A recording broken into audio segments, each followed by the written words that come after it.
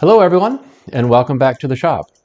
You are looking at a Banner Engineering S22 touch button. It's part of their Pro Series, which means it can be programmed. In this case, we can change the color and the flash patterns. This is a smaller 22mm device that's related to the K50 series. In this video, we're going to explore how to configure and program this S22 switch. We begin this conversation with a recognition that not everyone will need to program this device. From the factory, it comes configured with 4 different colors. It can be off, green, red, or yellow. In a moment, we'll explore how these wires, specifically the white and gray wires, are used to control what light activates and when. Speaking of wires, your device may come with an integral cable, or it may come with a M12 connector such as this. We see that as the last digit in the part number. In this particular case, my part number is blank, which means it has an integral 2-meter cable. Let's move on to the programming, which is covered here under part of Banner's Pro Editor. These are the components you'll need to program the device, including the programmer with a USB connection, power supply, a Y adapter, the touch button itself, and then a way of connecting the touch button, in this case the flying leads, to that M12 connector. Again, that very much depends on which type of device you have. For example, this K50 has the M12 connector built on. Again, this is flying leads. You could purchase this, or you could make your own. In this particular case, I use some terminal blocks as well as an older 5-pin M12 connector. Let's go ahead and connect everything up.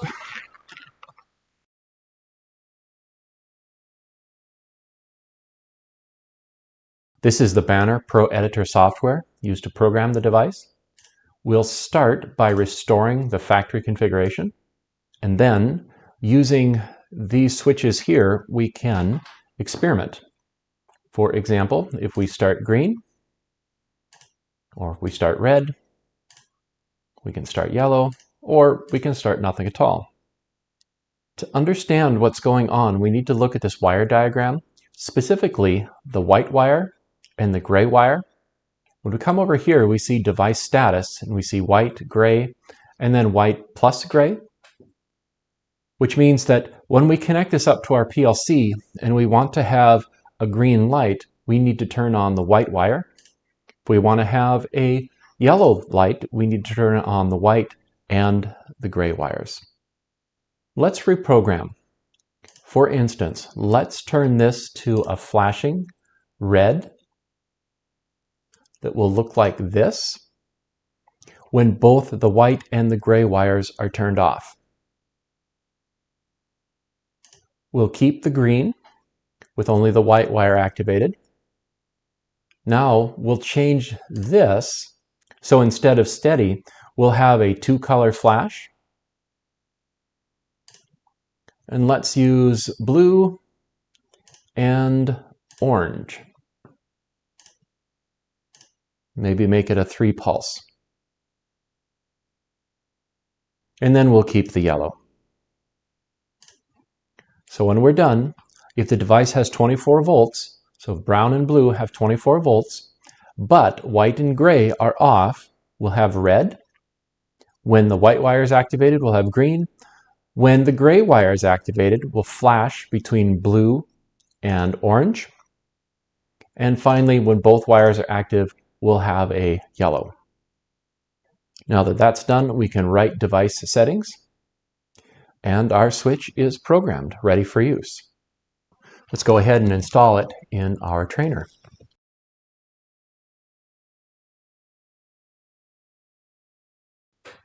Do yourself a big favor and remember to install these while the wire is still free.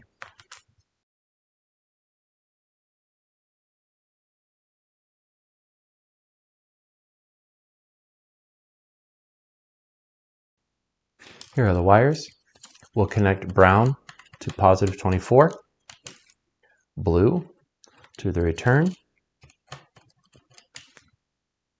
black is an output.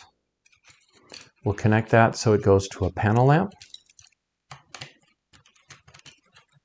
Then the white wire is an input.